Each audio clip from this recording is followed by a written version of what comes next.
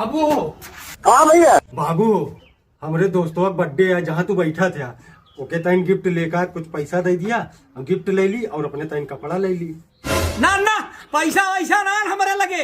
अब हम डॉक्टर आवा रहन है, पड़ौना बीमार रहन है, इतना सुइयो करे भगवान अगर पैसा डॉक्टर लेके चला गवा। अई बर्थडे छड्डे में पुरान कपड़ा पहन के चला जा, नवा कपड़ा ओकरे बियाह में लेब तो हिता है। अब हमारे लगे पैसा वैसा ना न लेवा बाबू कपड़ा, हम बहन घर छोड़ के जाते ही। अब देख तू ओह नो।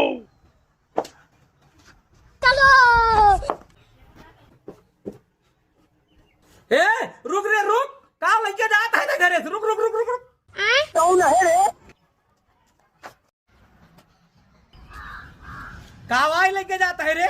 बाबू तू हमका कपड़ा ना दिलाया ना, तो हम अपन कपड़ा उपड़ा जो पुरान उरान बचा रहा सब लेके हम जाते ही कमाए।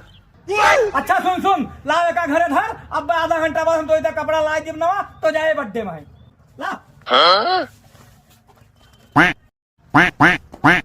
अरे सार खाओ ला दे बा, इतना वजन बा हम। अरे होते का सारे का है इतना सार घरे गहुए के चल जाता। अब तू गया बेटा। अब